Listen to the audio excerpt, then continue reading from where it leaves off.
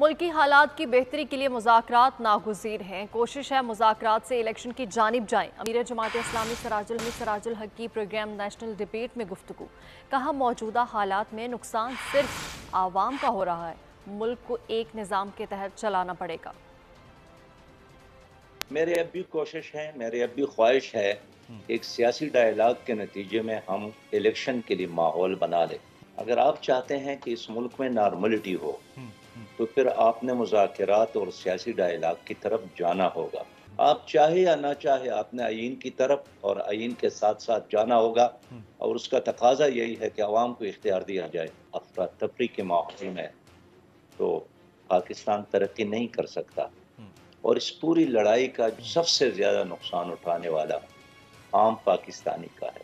day to day کے مسائل حل ہونے کی بنیاد پر آپ نہیں چلا سکتے، اس کو ایک نظام